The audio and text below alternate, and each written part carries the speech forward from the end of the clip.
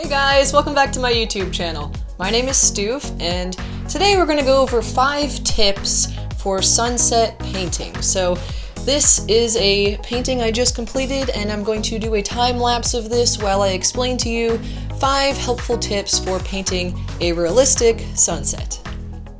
These helpful tips can be used for acrylic painting or oil painting, and they're also helpful for beginner all the way to advanced artists. Everybody can use these tips. If it's not something you already know, it might be something that it will help you just to be conscious of. Maybe you already are doing this, but you don't realize it, and being conscious of it might help you in ways that you didn't even expect. So let's get right into those 5 tips for painting a realistic sunset landscape. Number 1, blending is key. Blending, blending, blending. So as you can see in my landscape here, I have a background sky, which has a nice soft transition of color, and then I build some clouds on top of that.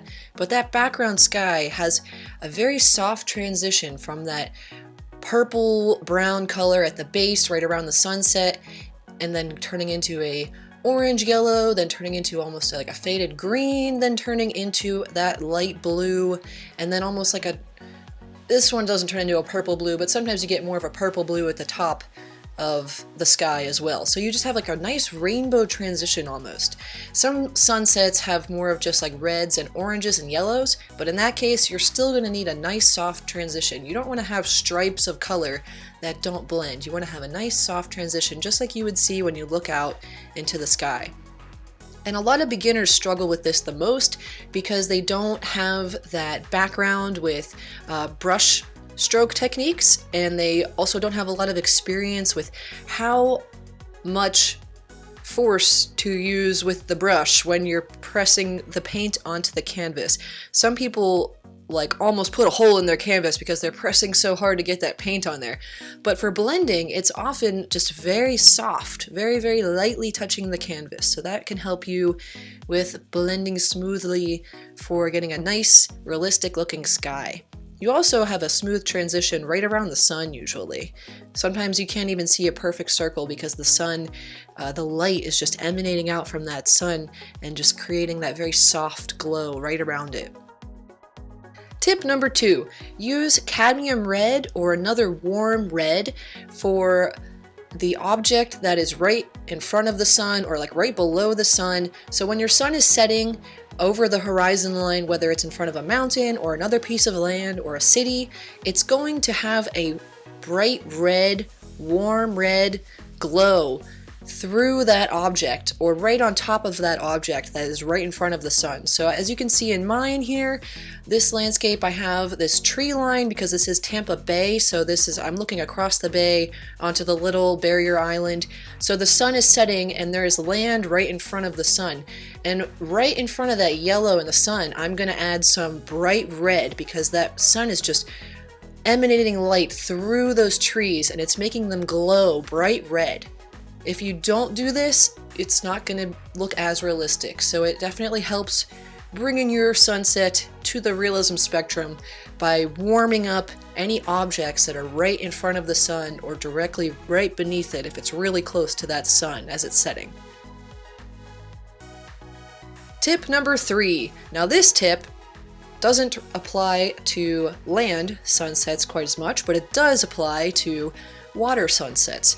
And this tip is to think about your reflections.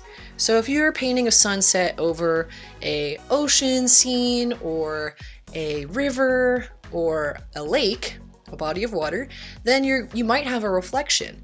And it all depends on where the angle of the sun is, how calm the water is, and a lot of other things like that.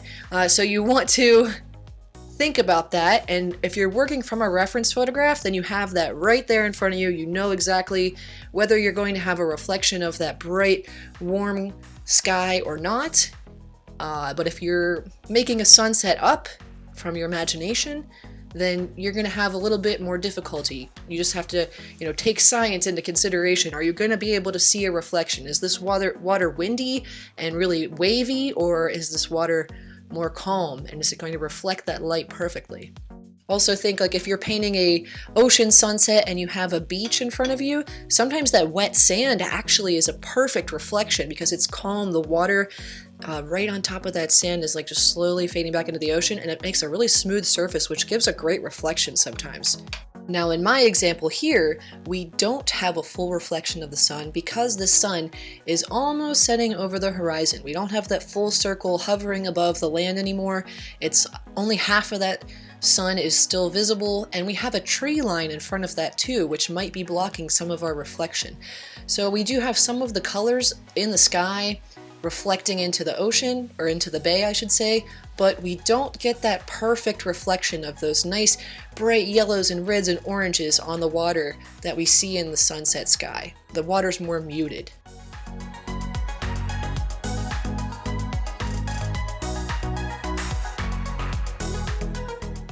Tip number 4, colors are your friend.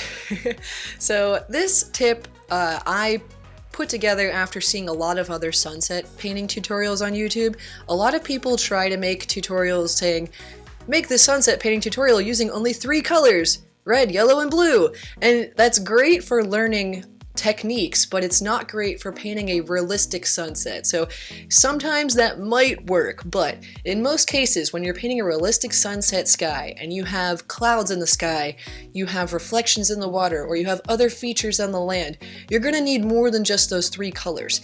I use more than 10 colors every time that I create a sunset sky. Paint brands often make a warm and a cool variety of each color, and sometimes like a mid-tone as well. So I have 3 different yellows, I have 3 different reds, 3 blues, 3 greens, I have a few browns, and I blend all of those colors together to create different tones and different shades to get the colors that I need to create that realistic look. Another side tip under tip number 4 would be to use a lot of brown. So there's a lot of purple and brown in sunsets, especially when you have clouds. And you wouldn't think to use brown in the sky. I had trouble with that at first when I was painting. I always wanted to use like a gray or a blue for the clouds, but adding brown just warms things up and it can mute those colors down too. So I definitely recommend try using some brown when you're painting your clouds in your sunset. Tip number 5.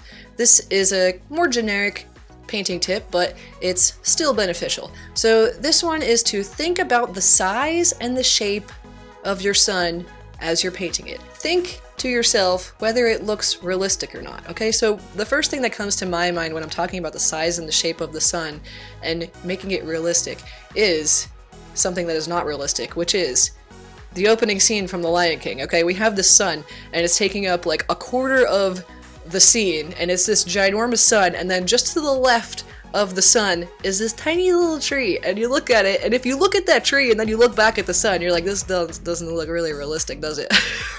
But that's okay. I mean, it still looks great for an animated movie, okay? Animated movies are all about making things like bigger and more exciting than they are in real life. But in real life, you don't usually see the sun look that huge.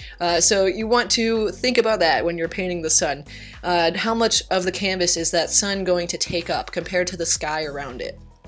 Another thing is the shape of the sun. So yes, the sun is round. We typically see a round sun, but sometimes the light emanating around that sun and lighting up the clouds right around it can make it look like not a definite shape. That goes back to the blending thing. Sometimes it's just like light. It's just light and it never has a true form shape. But sometimes it is a hard circle. In this case, in this painting, we have closer to a hard edge line. I still soften it up a bit to show that light kind of just coming out of the sun, but we have almost a pure half circle there. So think about, where your sun is in the sky. Is it going to be a full circle? Are there clouds in front of it that would alter the shape and the light? Are there, is it just really, really bright? Is it like 9 a.m. sunrise where it's just like the whole sky is like bright yellow and you can barely see a shape of the sun? You want to think about that. Alright guys, so that concludes my tips on painting a realistic sunset. If you take anything away from this, I just want you to be more conscious about what the sun looks like. Every time you see a sunset picture, think about the size of the sun, the colors in the sky, the reflections you might see, any of the colors that the sun is creating by passing through an object. Like, is there a cloud right in front of the sun? Is there a tree right in front of the sun and it's just making it glow bright red? Just be conscious of those things, and that can help you more with painting, as you're just being a little bit more thoughtful of what you're looking at when you're looking at a sunset, whether it's in real life or in a photograph. Apply those things that you're taking note of to your painting practice, and before you know it, you're going to be painting some amazing sunsets. So I hope you guys enjoyed this video. Subscribe to my channel if you're interested in seeing more painting videos from me. I post videos every Thursday. You are welcome to follow me on Facebook and Instagram as well. My name is The Painting Stoof. And as always, if you have thoughts or ideas for paintings you would like me to create, then just leave a comment below and let me know what you would like to see me paint. Thanks and have a great day. Happy painting. Bye-bye.